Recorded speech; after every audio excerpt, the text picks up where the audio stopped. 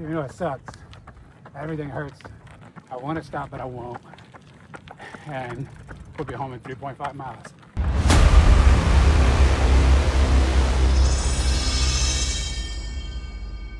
All right, what's going on, everybody? Tonight is Saturday night, and I'm preparing for my long run tomorrow, which is actually going to be my longest run that I've ever done in my entire life.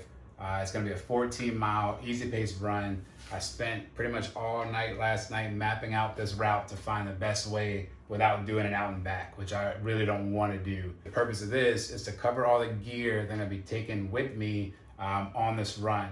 So we'll start off with the singlet. So this is a new singlet that I actually just got in the mail today.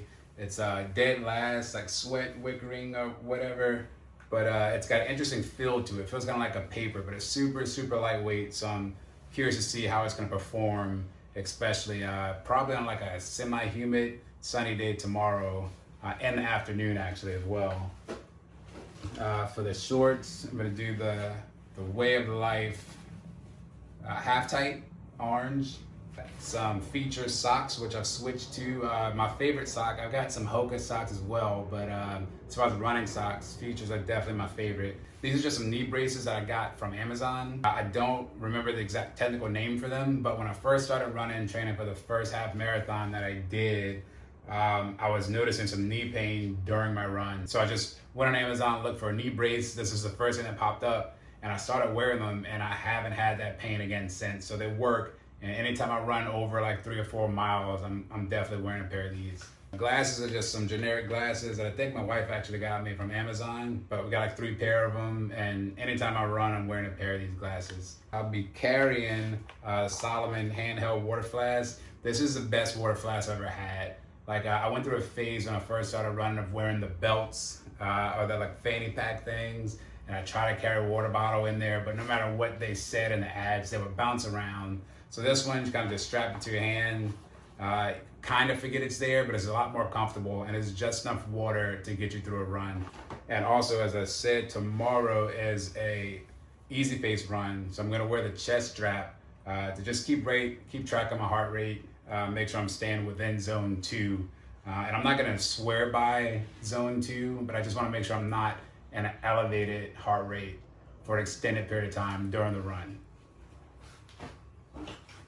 Every run or every workout I do, I'm wearing a Go One More hat, so I just support the brand. I like the brand a lot. So tomorrow's a black Go One More cover hat.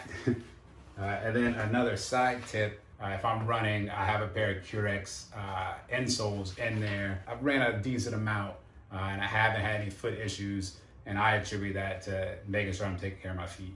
Forgot to mention, I'm gonna bring some G1M Sport with me in the Salomon handheld water bottle just to sip on throughout to replenish electrolytes and carbs during the run. And then speaking of refueling, my fuel's gonna be 2 gels. I'll bring 2 gels with me.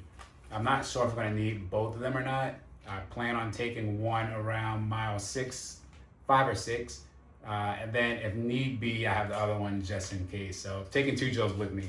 Okay, and then so the morning of, I'll treat it just like a race morning. I'm gonna have a bagel with some honey drizzle on it. I'm gonna skip the coffee because I've had stomach issues in the past, and I think that it's because of the coffee. So no coffee tomorrow. I'm just hydrating with water in the morning, the bagel with some honey. Then about an hour after that, I'll head out the door. So tomorrow's another unique change in the schedule. The plan was to run first thing in the morning, like 5:30 in the morning, and run as the sun came up. However, I have a commitment at church tomorrow, so I have to go to that, and I'll probably be back home around 11:30 or 12. So I'm planning to do a high noon run for the first time in a while. So that's a big reason why I'm paying attention to nutrition and electrolytes, because there's gonna be some sun, and it's the longest distance that I've ever run.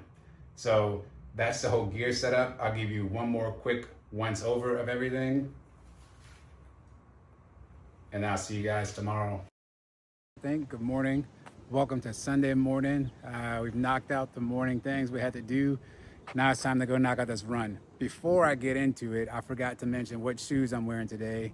I'm gonna be wearing the Nike Vomero Plus shoes in this super interesting colorway that I like it because of the colors. We'll get some close-ups on it. But yeah, I chose that because this is a long, easy pace run. So 14 miles. We're about to do the longest run that I've ever done in my entire life. And my wife is coming with me to get some camera work. And also she's gonna do a bike ride, the whole 14 miles too. Let's get after it. We're on like mile 4, running with the wife. Wife's riding, getting some footage. We still got a long way to go. It's not even funny. Oh, here she go. Are you waving? Huh? Are you waving? Yeah. Okay. All right, not even halfway there. Long way to go. Let's keep doing it. I didn't know what else was going on on my route. And it honestly sucks. It's very difficult. I would not have come this way if I knew this was going on today. I have no idea what it is, but like food trucks. Very, very crowded. Not easy to run through. I think we're like halfway done. 7.26 miles left. Wife's back there. We're 10 miles into this run, and I was just telling my wife, I'm struggling. The biggest part, the hardest part right now is that I can see exactly where I'm going. So I'm not, I can see exactly where I'm going, and it's like it's not getting any closer. So I like the straightaway portion of this, but it's intimidating seeing how long you have to go. And that's still not even like almost to our turn off of this yet. But 4 miles, we're averaging about 10:50 pace. We started like 10:30. Now it's 10:58 something. Just because I'm trying to maintain the heart rate. So when I see my heart rate go above 143, I'll pedal back, get it below 140, and try to hold that for a while. Like I said earlier, I'm very tired and 100% physically fatigued right now. But the good thing about that is I'm taking my body to a place that's never been before in preparation for the marathon. So this is the progress stage right now. Even though it sucks, everything hurts. I just ate a banana. I was gonna record that, but I decided not to. But I just had a banana. Visa gel. I probably should have taken the gel for practice, but my wife had a banana and it just sounded better and figured it helped me with the cramping. So I ate the banana. But yeah, that's it. I just want to say that there's progress happening now. I want to stop, but I won't. And we'll be home in 3.5 miles. There's nothing.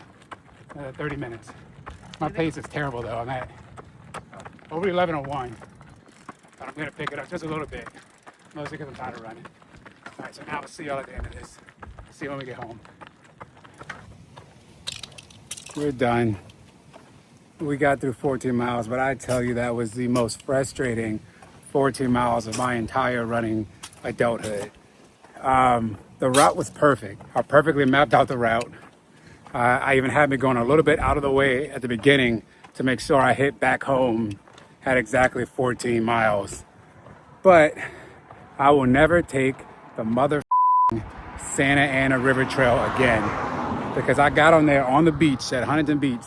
We got on the Santa Ana Trail, it was fine, but eventually you just get trapped in a mother and you can't get out. So the exit that I thought we were gonna be able to take out to get me back home at exactly 14 miles was all kinds of gated off and roped off, and there's like, make sure you can't tunnel under it. I mean, it was ridiculous.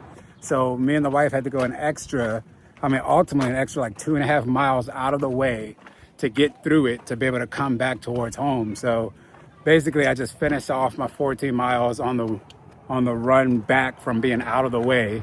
And as soon as I hit 14, like 0.02, I just started walking. I just ended the workout.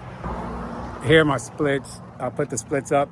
Not proud of them. I started out strong, but legs got heavy, body got tired. And I think ultimately I ended up with an average pace of like 11 minutes and 15 seconds or something like that. However, it's still a PR of distance. So my body now knows what it feels like to run 14 miles, but not only to run 14 miles, but to run like 10 miles and then the last 4 extremely pissed off. So I still take it as a win, still take it as a successful workout accomplished. Me and the wife went through it on this workout.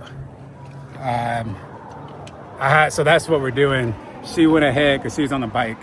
So she went ahead.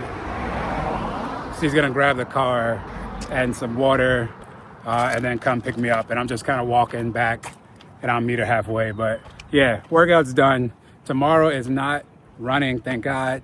Just upper. I think I'll do push tomorrow. Yeah, I think I'm all spent. I'm all burnt out right now. So, yeah, oh, heart rate. Let me show you the heart rate too. Heart rate and splits. I'm gonna put all that stuff up. We won't cover this video again in the weekly update because it's kind of had its own episode.